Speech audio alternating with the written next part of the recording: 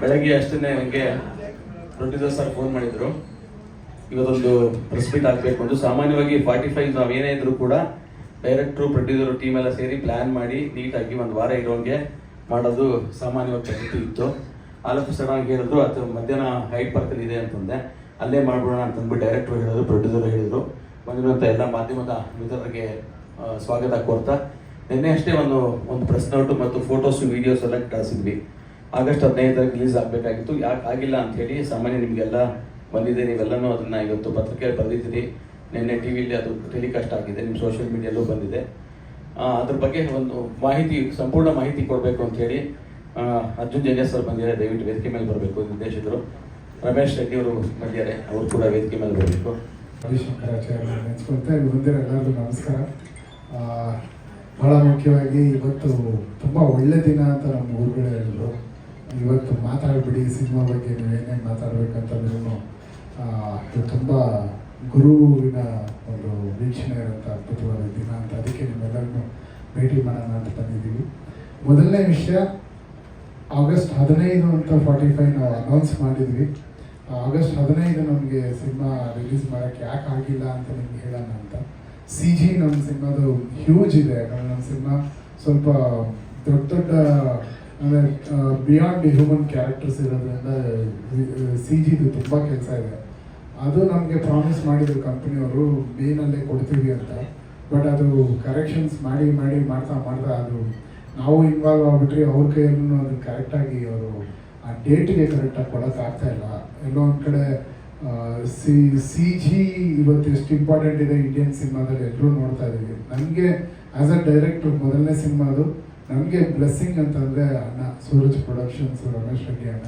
ಯಾಕಂದರೆ ಬೇರೆ ಯಾರೇ ಆಗಿದ್ರು ಅನೌನ್ಸ್ ಮಾಡಿಬಿಟ್ಟಿದ್ದೀವಿ, ಮಾಡಲೇಬೇಕು ಅಂತ ಯಾವ ರೆಸ್ಟ್ರಿಕ್ಷನ್ಸು ನನಗೆ ಕೊಡದೆ ಪರ್ಫೆಕ್ಟಾಗಿ ಬರೋವರೆಗೂ ಮಾಡೋಣ ಅಂತ ಅಣ್ಣ ಜೊತೆ ನಿಂತಿರೋದು ಕಾರಣನೇ ನನಗೆ ಬಹಳ ಒಂದು ದೊಡ್ಡ ಶಕ್ತಿ ಅಂತ ಹೇಳಕ್ಕೆ ಇಷ್ಟಪಡ್ತೀನಿ. ಆದ್ದರಿಂದ ನಾವು ಆ CG ಪರ್ಫೆಕ್ಟ್ ಆಗೋವರೆಗೂ, ಸಿನಿಮಾ 100% ನಮ್ಗೆ ಇಷ್ಟ ಆಗೋವರೆಗೂ, ಆಡಿಯನ್ಸ್ಗೆ ಯಾವುದೇ ರೀತಿಯೂ ಕಮ್ಮಿ ಆಗದೆ ಇರಲಿ, ಥಿಯೇಟ್ರಲ್ಲಿ ಬಂದ ಮೇಲೆ 100% ಖುಷಿ ಪಡಲಿ ಅನ್ನೋ ರೀತಿಯಲ್ಲಿ ಕೆಲಸ ಮಾಡ್ತಾಯಿದ್ದೀವಿ. ಆಲ್ಮೋಸ್ಟ್ CG ನಮಗೆ ಕಂಟ್ರೋಲಿಗೆ ಸಿಕ್ಕಿದೆ. ಈಗ ನೆಕ್ಸ್ಟ್ ಡೇಟ್ ಅನ್ನ ನಿಮ್ಗೆ ಹೇಳ್ತಾರೆ, ನಾವು ಯಾವ ಡೇಟಿಗೆ 45 ರಿಲೀಸ್ ಮಾಡ್ತೀವಿ ಅನ್ನೋದು, ಅದನ್ನು ಕೂಡ ಇವತ್ತು ನಿಮ್ಮ ಜೊತೆ ಹಂಚ್ಕೊಳ್ಳೋಣ ಅನ್ನೋದೇ ಮುಖ್ಯವಾದ ಕಾರಣ. Thank you so much.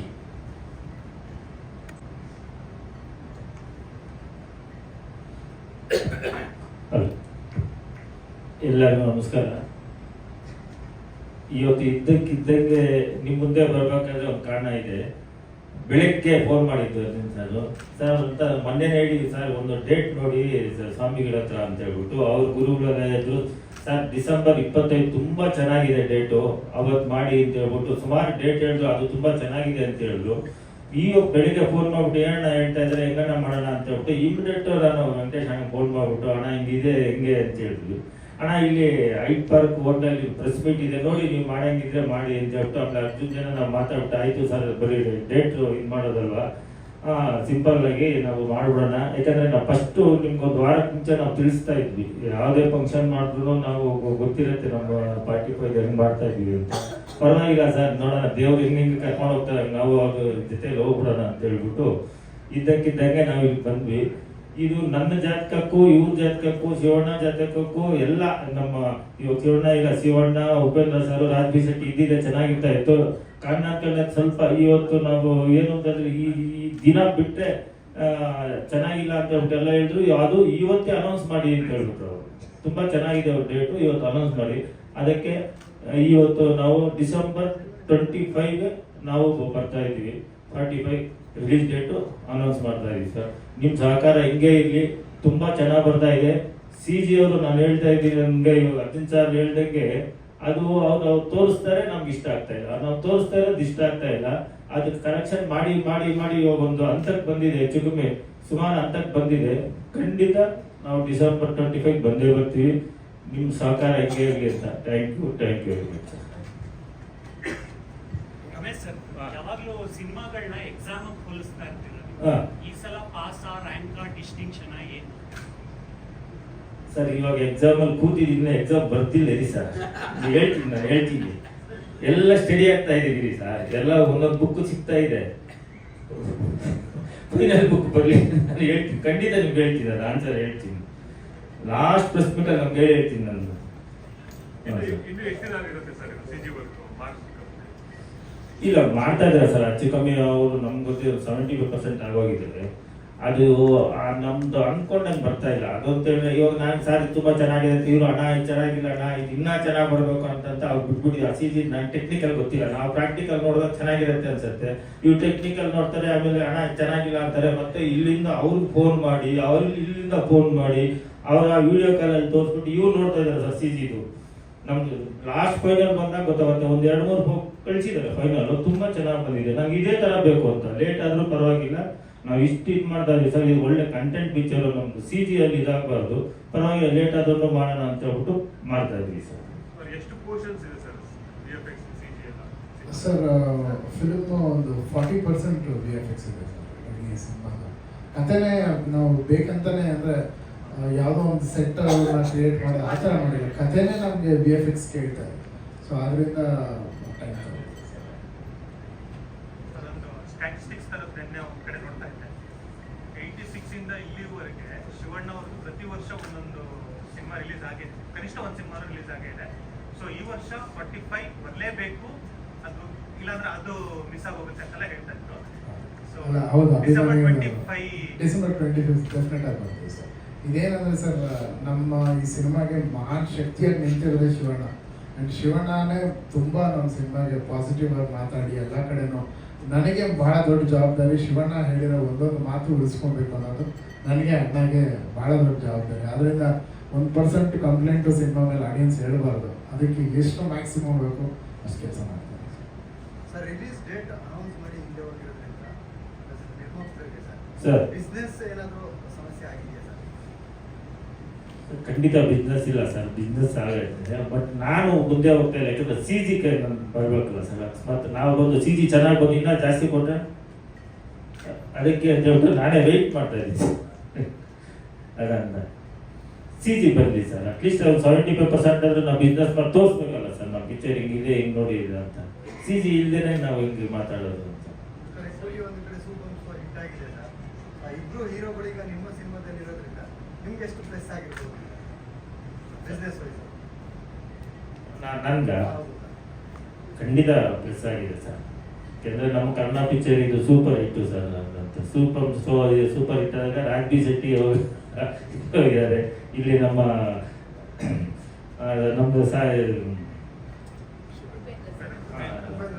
Upendra sir ನಮ್ದು ಕೂಲಿಯಲ್ಲಿರೋದು, ಅವ್ರದ್ದು ನಮ್ಮ ಪ್ಲಸ್ ಪಾಯಿಂಟ್ ಸರ್.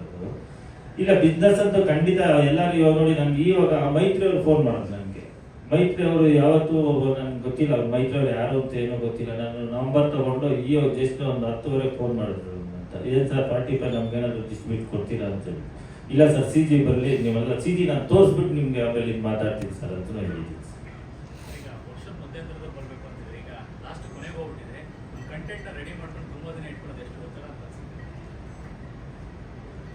ನನಗೆ ಒತ್ತಡ ಅಂತ ಕೆಲವು ಹೇಳಕ್ಕಾಗತ್ತೆ, ಕೆಲವು ಹೇಳಕ್ಕಾಗಲ್ಲ ಸರ್. ಒತ್ತಡ ಇದ್ದೇ ಇರುತ್ತೆ, ಇನ್ನು ಯಾವುದೋ ಥರ ಒತ್ತಡ ಇದ್ದೇ ಇರುತ್ತೆ. ಆದ್ರೂ ಕಂಟೆಂಟ್ ಚೆನ್ನಾಗಿ ಬರಬೇಕಲ್ಲ ಸರ್. ಒತ್ತಡ ಇದೆ ಅಂತ ಹೇಳ್ಬಿಟ್ಟು ಹೆಂಗೊಂದು ಬಿಡೋಕ್ಕಾಗಲ್ವಲ್ಲ, ಅದಕ್ಕೆ ಸ್ವಲ್ಪ ಟೈಮ್ ತಗೊಂಡು ಕ್ಲೀನಾಗಿ ಅದಂತ. ನಮ್ದು CG ಇದೆ ಸರ್, ಪಿಕ್ಚರ್ ಇರೋದೇ CG ಮೇಲೆ ನಿಂತ್ಕೊಂಡಿರೋದು. ಸ್ವಲ್ಪ ಇವಾಗ ಏನಾದ್ರು ಚೂರಿದ್ರೆ ಟ್ರೋಲ್ ಮಾಡ್ಬಿಡಲ್ವ ಸರ್. ಇವಾಗ ನಾವೇ ಇನ್ನೊಬ್ರು ಏನಪ್ಪ CG ಅಂತೀವಿ, ಅಟ್ಲೀಸ್ಟ್ ಅದ್ರಲ್ಲಿ ನಾವು 50-60% ಆದ್ರೂ ಚೆನ್ನಾಗಿ ಮಾಡ್ಬೇಕಲ್ವ, ಅದರಿಂದ ಸ್ವಲ್ಪ ಲೇಟ್ ಆಗ್ತಾ ಇದೆ ಸರ್. ಸರ್. ಈ ಒತ್ತಡ ಪರವಾಗಿಲ್ಲ ಸರ್, ಈ ಒತ್ತಡ ಎಷ್ಟಾದರೂ ತಡ್ಕೊಬೋದು. ಸಿನಿಮಾ ರಿಲೀಸ್ ಆದಮೇಲೆ ಚೆನ್ನಾಗಿಲ್ಲ ಅಂತ ಏನಾದರೂ ನಮಗೆ ಕಂಪ್ಲೇಂಟ್ ಬರುತ್ತಲ್ಲ, ಆ ಒತ್ತಡ ಲೈಫ್ ಲಾಂಗ್ ಉಳ್ಕೊಂಡ್ಬಿಡುತ್ತೆ. ಈ ಒತ್ತಡದ ಬಗ್ಗೆ ನನಗೆ ಅದು ಹೇಳಿದಲ್ಲ, ಪ್ರೊಡಕ್ಷನ್ ಸ್ಟ್ರಾಂಗ್ ಆಗಿರೋದ್ರಿಂದ ಅದು ಬರೀ ದುಡ್ಡಿಗೋಸ್ಕರ ಅಥವಾ ಇನ್ನೊಂದಕ್ಕೋಸ್ಕರ ಮಾಡಿದೆ ಅನ್ನೋ ಪ್ಯಾಷನಲ್ಲಿ ಅವರು ನಿಂತಿರೋದ್ರಿಂದ ಅದು ನನಗೊಂದು ಸಪೋರ್ಟ್ ಆಗಿದೆ ಸರ್. ನೀವು ಹೇಳಿದ ಜಾತಕ ಕೂಡಿ ಬಂತು ಅಂತ ಹೇಳಿ, ಡಿಸೆಂಬರಲ್ಲಿ ಬಂದ ಸಿನಿಮಾಗಳು ಕನ್ನಡದಲ್ಲಿ ಒಂದು ನಂಬಿಕೆ ಊಟ ಆಗುತ್ತೆ ಅಂತ ಹಾಂ ಸರ್. ಕಳೆದ ವರ್ಷ ಕೂಡ ಮ್ಯಾಕ್ಸಿಮಮ್ ದುಡ್ಡು ಮಟ್ಟದಲ್ಲಿ ಇರ್ತಾ ಇತ್ತು. ಹಾಂ ಸರ್. ಅದ್ರ ಮೇಲೆ ಏನಾದ್ರು ನಂಬಿಕೆ ಇಟ್ಕೊಂಡು ಇಲ್ಲ ಖಂಡಿತ ಇಲ್ಲ ಸರ್, ಆ ಥರ ಖಂಡಿತ ಇಲ್ಲ ಸರ್. ಇಲ್ಲ ಆ ಥರ ಖಂಡಿತ ಇಲ್ಲ ಸರ್. ನಾವು ಏನಕ್ಕೆ ಒಂದು ತಿಂಗಳು ಬಫರಿಂಗ್ ಕೊಟ್ಟಿದ್ದೀವಿ ಅಂದರೆ, ನಾವು ಅದು August 15 ಅಂತ ಹೇಳ್ಬಿಟ್ವಿ. ಈ CG ಅವ್ರು ಬಂದ್ಕೊಟ್ಟು ಸರ್ ನಿಮ್ಗೆ ಯಾಕೆ ಸರ್ August 15 ಅನೌನ್ಸ್ ಮಾಡಿಬಿಡಿ ಸರ್ ಅಂತ ಅವರೇ ಪಕ್ಕದಲ್ಲೇ ಇದ್ರು ಅನೌನ್ಸ್ ಮಾಡಿದಾಗ. ಆಮೇಲೆ ನೋಡಿದೆ ಸರ್ ಇಲ್ಲ ಸರ್ ಕಾಂಪ್ಲಿಮೆಂಟ್ ಆಗಿದೆ, ಇದು ಏನೋ ಟೆಕ್ನಿಕಲ್ ಪ್ರಾಬ್ಲಮ್ ಸರ್ ಅಂತ ಹೇಳ್ತಾರೆ. ಮತ್ತೆ ಈ ಆಗಬಾರ್ದು ಅಂತ ಹೇಳ್ಬಿಟ್ಟು ನಾವು ಡಿಸೆಂಬರ್ ಅಲ್ಲಿ ಅಂತ ಹೇಳ್ಬಿಟ್ಟು ರಜೆಗಳಿದೆ ಅಂತ ಹೇಳ್ಬಿಟ್ಟು ಅದನ್ನು ಡಿಸೈಡ್ ಮಾಡಿದ್ವಿ ಸರ್. ಬಟ್ ಅವತ್ತು ದಿನಾನೂ ಚೆನ್ನಾಗಿದೆ ಅಂತ ಸರ್, ಅದು ನಮಗೆ ಚೆನ್ನಾಗಿದೆ ಅಂತ ಹೇಳಿದ್ರು ಸರ್. ಅದೇ ಡೇಟಿಗೆ ಸುದೀಪ್ ಒಂದು ಸಿನಿಮಾ ಅನೌನ್ಸ್ ಮಾಡಿದ್ದಾರೆ, ರಿಲೀಸ್ ಮಾಡ್ತೀನಿ ಅಂತ. ಶೂಟಿಂಗ್ ಕೂಡ ಮೂರನೇ ಶೆಡ್ಯೂಲ್ ನಡೀತಾರೆ ಸರ್. ಹೇಗೆ ಅದು? ನನಗೆ ಗೊತ್ತಿಲ್ಲ ಸರ್, ಖಂಡಿತ ಗೊತ್ತಿಲ್ಲ ಸರ್. ಅದು ಸುದೀಪ್ ಸಿನಿಮಾ ಆ ಡೇಟ್ಗಿದೆ ನಾವು ಮಾಡ್ತಾ ಇರಲಿಲ್ಲ ಸರ್, ಖಂಡಿತ ಮಾಡ್ತಾ ಇರಲಿಲ್ಲ. ಎಲ್ಲ ಅದು ನಮ್ಮ ಕನ್ನಡ ಪಿಕ್ಚರ್ ಅಲ್ವ ಸರ್, ನಮ್ಮ ಪಿಕ್ಚರ್ ಹೆಂಗೋ ಅವ್ರ ಪಿಕ್ಚರ್ ಹಂಗೆ ಅಲ್ವ ಸರ್, ನನಗೆ ಗೊತ್ತಿಲ್ಲ ಸರ್. ನನಗೆ ಈ ಡೇಟ್ ಕರೆಕ್ಟಾಗಿ ಇದೆ ಅಂತ ಹೇಳ್ಬಿಟ್ಟು ನಮ್ಮ ಇದಕ್ಕೆ ನಾವು ಮಾಡ್ತಾ ಇದ್ದೀವಿ. ಸುದೀಪ್ ಪಿಕ್ಚರ್ ಇರೋದು ನನಗೆ ಗೊತ್ತಿಲ್ಲ ಸರ್. ಅವ್ರು ಅನೌನ್ಸ್ ಆಗಿ ಮಾಡಿದ್ರೆ ನಾನು ಮಾಡ್ತಾ ಇರಲಿಲ್ಲ ಸರ್. ಹಾಂ ಸರ್, ಸಿನಿಮಾ 35 ದಿನನೇ ಚೇಂಜ್ ಆಗ್ಬೋದು ಅಂತ ಗೊತ್ತಿಲ್ಲ ಸರ್. ನನಗೆ ಗೊತ್ತಿಲ್ಲ ಸರ್. ನೀವು ಇವಾಗ ಹೇಳಿದ್ಮೇಲೆ ನನಗೆ ಗೊತ್ತಾಗಿತ್ತು ಸರ್, ಖಂಡಿತ ನನಗೆ ಗೊತ್ತಿಲ್ಲ ಸರ್. ಅಜಿತ್ ಸರ್, ಈಗ 45 ಅಂತ ಬಂದಾಗ ಗಾಂಧಿನಗರದಲ್ಲಿ ಆಗಿರ್ಬೋದು ಎಲ್ಲ ಯಾರಾದ್ರೂ ಹೋದ್ರು ಕೂಡ ಒಂದು ದೊಡ್ಡ ಮಟ್ಟದಲ್ಲಿ ನಿರೀಕ್ಷೆ ಇದೆ ಈ ಸಿನಿಮಾದ ಬಗ್ಗೆ. ತುಂಬಾ ದೊಡ್ಡ ಮಟ್ಟದಲ್ಲಿ ಚೆನ್ನಾಗಿದೆ, ಏನೋ ಸಮಥಿಂಗ್ ಸ್ಪೆಷಲ್ ಇದೆ ಅಂತ ಹೇಳಿ. ಅದೊಂಥರ ನಿಮ್ಗೆ ಈಗ ಭಾರ ಫೀಲ್ ಇಲ್ವಾ? ಎಲ್ಲರಿಗೂ ಎಕ್ಸ್ಪೆಕ್ಟೇಷನ್ ಜಾಸ್ತಿ ಇರೋದ್ರಿಂದ ಹೆಂಗೋ ಏನೋ ಒಂಥರ ಆತಂಕ ಇದೆಯಾ? ಭಾರ ಇಲ್ಲ ಮೇಡಮ್, ಜವಾಬ್ದಾರಿ ಜಾಸ್ತಿ. ಯಾಕಂದ್ರೆ ಇದು ಪ್ರತಿ ಸತಿನೂ ನೀವು ಹೇಳಿದಂಗೆ ಏನು ಹೇಳ್ಬೋದು ಈ ಸಿನಿಮಾಲಿ ಅಂದಾಗ ಅವ್ರು ಅಷ್ಟು ನಾವೇ ಒಂದು ಆಡಿಯನ್ಸ್ ಆಗಿ ಕೆಲವು ಸಿನಿಮಾ ಹೋಗ್ತೀವಿ ತುಂಬ ಎಕ್ಸ್ಪೆಕ್ಟೇಷನಲ್ಲಿ. ಸೊ ಅದರಲ್ಲಿ ಸಣ್ಣ ಸಣ್ಣ ಮಿಸ್ಟೇಕ್ಸ್ ಅಥವಾ ಏನಾದರೆ ಬೇಜಾರಾಗ್ಬಿಡುತ್ತೆ. ಸೊ ಆ ಥರದ್ದು ಮಿಸ್ಟೇಕ್ ಆಗಬಾರ್ದು ಅಂತ ನಾವು ಟೈಮ್ ತೊಗೊಂಡು ಕೆಲಸ ಮಾಡ್ತಾ ಇದ್ದೀವಿ.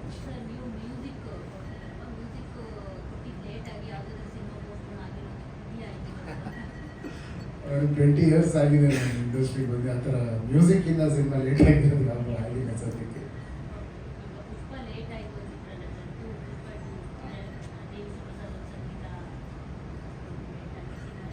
ಅದು ನನಗೆ ಗೊತ್ತಿಲ್ಲ. ಇಲ್ಲ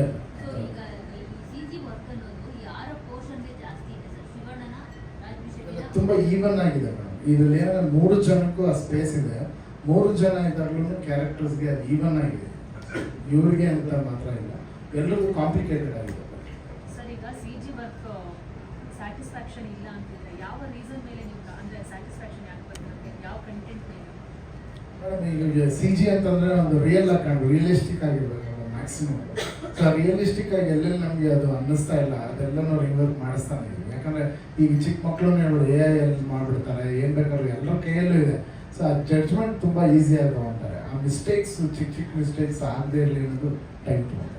ಒಂದೇ ಕಡೆ ಕೊಟ್ಟಿದ್ದೀರಾ ಅಥವಾ ಇಲ್ಲ 4-5 ಜಾಗದಲ್ಲಿ ಕೊಟ್ಟಿದ್ದೀವಿ ಮೇಡಮ್. ಬಟ್ ಮೇಜರ್ ಫಿಲ್ಮಿನ ಮೇಜರ್ ಪೋರ್ಷನ್ ಮಾರ್ಕ್ಸ್ ಕಂಪ್ನಿ ಮಾಡ್ತಾರೆ ಕನ್ನಡ. ಕನ್ನಡದವ್ರಿಗೆ ಯಾಕೆ ಕಷ್ಟ ಆಗುತ್ತೆ ಅಂತ ಒಂದು ಪ್ರಶ್ನೆ. ಬಿಕಾಸ್ ಈಗ ತೆಲುಗುನಲ್ಲಿ ಹನುಮಾನ್ ಎಲ್ಲ ಮಾಡಿದಾಗ ಅವ್ರದ್ದೇನು ದೊಡ್ಡ ಸ್ಟಾರ್ ಅಲ್ಲ, ದೊಡ್ಡ ನಿರ್ದೇಶಕನೂ ಅಲ್ಲ, ಆದರೆ ಅವ್ರದ್ದು CG ವರ್ಕು ಪರ್ಫೆಕ್ಟಾಗಿ ಬಂದಿತ್ತು. ಸೊ ಯಾಕೆ ಕನ್ನಡ ಸಿನಿಮಾಗಳು ಮಾತ್ರ ಈ ಥರ CG ವರ್ಕ್ ಕಷ್ಟ ಆಗ್ತಿದೆ? ಇಲ್ಲ ಮೇಡಮ್, ನೀವು ಎಲ್ಲ ಸಿನಿಮಾ ನನಗೆ ಗೊತ್ತಿಲ್ಲ, ನೀವು ಕನ್ನಡದ ಮಾತ್ರ ಅಂತ ನೀವು ಹೇಳ್ತಾ ಇದ್ರೆ. ಬಟ್ ಯಾಕಂದ್ರೆ ಅವ್ರು ಈಸಿಯಾಗಿ ಮಾಡಿ ತೋರಿಸ್ತಾರೆ. ಇಲ್ಲ, ನಾನು ನೋಡಿದಾಗ ಈಗ ರೋಬೋಟ್ ಸಿನಿಮಾನು ಕೂಡ ಅದು 2-3 ವರ್ಷ ಮುಂದಕ್ಕೆ ಹೋಯಿತು.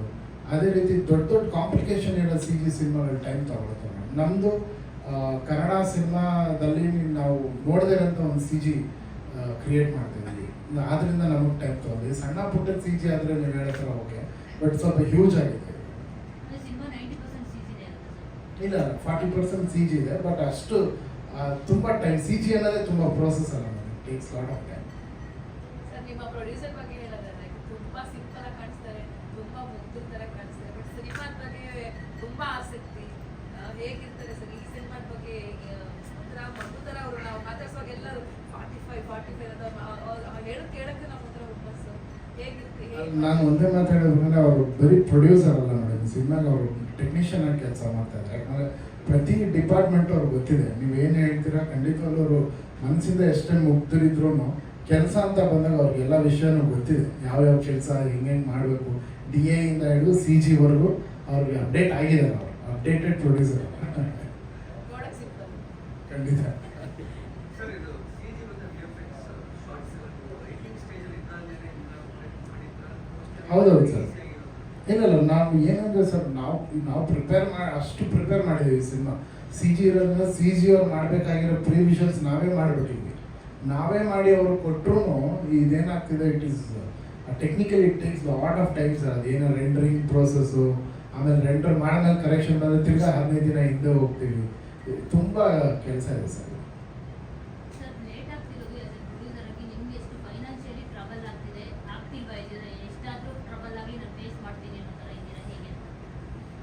ಫೈನಲ್ ಟ್ರಬಲ್ಗಳನ್ನ ಕಂಟೆಂಟ್ ಚೆನ್ನಾಗಿ ಬರೋದು ಮೇಡಮ್ ತುಂಬ ನಾನು ನಾನು ಹೇಳ್ತಾ ಇರೋದು ಫೈನಾನ್ಷಿಯಲಿ ಏನಪ್ಪ ನೀವು ಅವತ್ತು ಹಂಗೆ ಹೇಳಿದ್ಯಾ ಇವಾಗ ಹಿಂಗೆ ಮಾಡಿದ್ಯಾ ಅಂತೇಳಿ ಅದಕ್ಕೋಸ್ಕರ ಸ್ವಲ್ಪ ಡಿಲೇ ಆಗ್ತಾ ಇದೆ ಮೇಡಮ್. ನಾವು ಹೆಂಗೆ ಹೇಳಿದೀವೋ ಅದನ್ನ ನಡ್ಕೋಬೇಕಲ್ವಾ, ಆಗತ್ತೆ ಸ್ವಲ್ಪ ಪಿಕ್ಚರ್ ಒಂದೊಂದು ಸ್ವಲ್ಪ ಕಷ್ಟ ಇದ್ದೇ ಇರುತ್ತೆ, ತುಂಬಾ ಕಷ್ಟನೇ ಆಗತ್ತೆ. ಆದ್ರೂ ನಮ್ಮ ಕಂಟೆಂಟ್ ಬರಬೇಕು, ಅದು ನಾವು ಎಲ್ಲ ಮೀಡಿಯಾದಲ್ಲೂ ಹೇಳ್ಬಿಟ್ಟಿದೀವಿ, ನಾವು ಕನ್ನಡದಲ್ಲಿ ಕೊಟ್ಟಿದ್ದೀವಿ, ಇದುವರೆಗೂ ಇಂಡಿಯಾದಲ್ಲಿ ಎಲ್ಲೂ ಮಾಡಿದ್ರೆ ನಾನೇ ಹೇಳ್ತಾ ಇದ್ದೆ. ಇವಾಗ ನಾನೇ ಹೇಳಿದ್ಮೇಲೆ ಅದನ್ನ ಅಟ್ಲೀಸ್ಟ್ ಅದನ್ನ ಫಿಲ್ ಮಾಡ್ಬೇಕಲ್ವ. ಸರ್ ಇವಾಗ ಡಿಸೆಂಬರ್ 25th ಅನ್ನೋದು ಅದು ಮುಂಚೆಯಿಂದ ಬಂದಿರೋದು ಕಲ್ಚರ್. ಆ ಡಿಸೆಂಬರ್ 25th ರಿಲೀಸ್ ಮಾಡಿದ್ರೆ ಹಿಟ್ ಆಗುತ್ತೆ ಅನ್ನೋದು. ಆ ಟೈಮಲ್ಲಿ ಪರಭಾಷೆಯಲ್ಲೂ ಸಿನಿಮಾಗಳು ಬರಬಹುದು, ದೊಡ್ಡ ದೊಡ್ಡ ಸ್ಟಾರ್ಗಳದ್ದು ಬರಬಹುದು. ಸೊ ಆ ಟೈಮಲ್ಲಿ ಮೇಡಮ್ ಈ ಸಿನಿಮಾ ಅನ್ನೋದೇ ಬಿಸ್ನೆಸ್ ಅಲ್ಲ ಮೇಡಮ್. ಈಗ ಎಲ್ಲರೂ ಒಂದು ಹಿಸ್ಟ್ರಿ ತೆಗೆದು ನೋಡ್ತೀವಿ, ಯಾವ ಟೈಮಲ್ಲಿ ಸಿನಿಮಾ ಬರಬೇಕು, ಆಮೇಲೆ ಈ ಸಿನಿಮಾ ಸ್ಕೇಲ್ ಏನು, ನಮ್ಮ ಸಿನಿಮಾ ಬಡ್ಜೆಟ್ ಏನು, ಆ ಬಡ್ಜೆಟ್ ಕವರ್ ಮಾಡಬೇಕಂದ್ರೆ ಯಾವುದು ಬೆಸ್ಟ್ ಡೇಟ್ ಅಂತ ಖಂಡಿತವಾಗಿ ಎಲ್ಲರೂ ಬೇಸಿಕ್ ಎಲ್ಲರೂ ನೋಡ್ತೀವಿ. ಅದರಲ್ಲಿ ನಮ್ಮ ಸಿನಿಮಾ ಸ್ಕೇಲ್ಗೆ ನಾವು ಅಷ್ಟು ಕಲೆಕ್ಟ್ ಮಾಡಬೇಕಂದ್ರೆ ನಮಗೆ ಇವತ್ತಿನ ದಿನಕ್ಕೆ ಆಗಸ್ಟ್ 15 ಭಾಳ ಚೆನ್ನಾಗಿ ಕಾಣಿಸ್ತಿತ್ತು, ಅಷ್ಟು ಹಾಲಿಡೇಸ್ ಇತ್ತು. ಅದು ಬಿಟ್ಟರೆ ಅದೇ ಕಲೆಕ್ಷನ್ ತೆಗಿಯೋಕೆ ಇನ್ನೊಂದು ಡೇಟ್ ಯಾವುದು ಅಂತ ಹುಡುಕಿದ್ರೆ ನಮಗೆ ಡಿಸೆಂಬರ್ 25th ಕಾಣಿಸ್ತಿರೋದು. ಸೊ ಇದು ಎಲ್ಲರದ್ದು ದುಡ್ಡೇ ಅಲ್ವಾ ಮೇಡಮ್, ಅದನ್ನು ತೆಗಿಲೇಬೇಕು.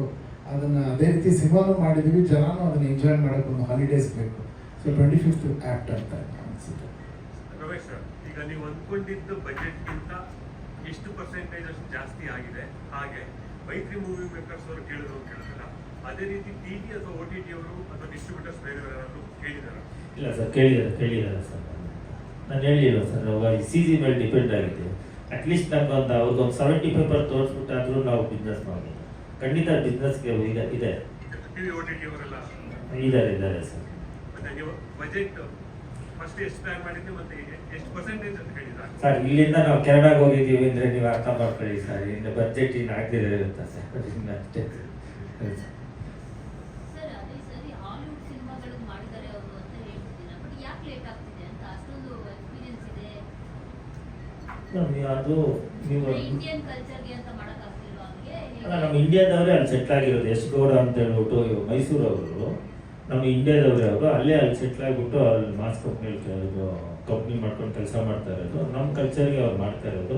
ಬಟ್ ಅವ್ರದ್ದು ಇವಾಗ ಯಾರೇ ಒಂದು ಆದ್ರೂ ಅವ್ರದ್ದೇ ಟೇಸ್ಟ್ ಬೇರೆ ಇರುತ್ತೆ, ನಮ್ಮದೇ ಒಂದು ಟೇಸ್ಟ್ ಬೇರೆ ಇರುತ್ತಲ್ಲ ಮೇಡಮ್. ನಮ್ಮ ಟೇಸ್ಟ್ ಬೇಕಾದ್ರೆ ನಾವು ಸ್ವಲ್ಪ ಅವ್ರಿಗೆ ಪುಷ್ ಮಾಡಬೇಕು, ಮಾಡ್ತಾ ಇದ್ದೀವಿ. ತುಂಬ ಚೆನ್ನಾಗಿ ಮಾಡ್ತಾ ಇದ್ದೀವಿ. ನನಗೆ ಗೊತ್ತಿದೆ ಖಂಡಿತ ನಮ್ಮದು ಕನ್ನಡ ಪಿಕ್ಚರ್ ಫಸ್ಟ್ ನಮ್ಮದೇ CG ಅನ್ಸುತ್ತೆ ಮೇಡಮ್, ಅನ್ಸುತ್ತೆ. ಮತ್ತೆ ನನ್ನ ಅಂತ ಈಗ ಮಹಾವತಾರ್ ನರಸಿಂಹ ಎರಡು ಮಾತಾಡ್ತಾರೆ, ಆ ರೇಂಜ್ ಇರುತ್ತೆ ಸರ್? ಮೇಡಮ್ ಎಸ್ ಡೆಫಿನೆಟ್ಲಿ ಅದು ಬಂದು ನಿಮಗೆ ನರಸಿಂಹ ಅದು ಬಂದು ಆ್ಯನಿಮೇಷನ್ ಸಿನಿಮಾ. ಆ್ಯನಿಮೇಷನ್ ಆಗಿದ್ರೆ ಅದು ನಮ್ಮದು ಈಸಿಯಾಗಿ ಮಾಡ್ಕೊಬೋದು. ಬಟ್ ಇದು CG ಅದಕ್ಕೂ ಮೇಲೆ ಇರೋದ್ರಿಂದ ಈಗ ಫಸ್ಟ್ ಸ್ಟೇಜಲ್ಲಿ ಏನು ಅನ್ಕೊತಾರೆ, ಒಂದು ಸಿನಿಮಾ ಇಂಡಿಯನ್ ಸಿನಿಮಾ ಅಂದಿದ ತಕ್ಷಣ ಖಂಡಿತವಾಗ್ಲೂ ನಾವು ಹಾಲಿವುಡ್ ಸಿನಿಮಾಗಳ ಥರ ಮಾಡೋಷ್ಟು ಬಡ್ಜೆಟು ಟೈಮ್ ನಮಗಿರಲ್ಲ. ಬಟ್ ಆಸೆ ಹಂಗೆ ಬರಬೇಕು ಅಂತಿರುತ್ತೆ. ಈಗ ನಾವು ಹಂಗೆ ಹಿಡ್ಕೊಂಡು ಕೂತಿದ್ದೀವಿ, ನಮಗೆ ಅದೇ ಥರ ಬರಬೇಕು, ಹಂಗೆ ಬರಬೇಕು ಅಂತ. ಪಾಪ ಅವ್ರು ಸಪೋರ್ಟ್ ಮಾಡ್ತಾರೆ, ಅವ್ರು ಹೇಳ್ತಾರೆ ಸರ್ ನೀವು ಕೇಳೋದೆಲ್ಲ ಮಾಡ್ತೀವಿ, ಟೈಮ್ ಕೊಡಿ ನಮಗೆ. ನಾವು ಅದು ಅವ್ರು ಕೇಳಿದ ಟೈಮ್ ಕೊಡ್ತಾರೆ. ಸರ್ CG ಬೇರೆ ಈ CG ಬೇರೆ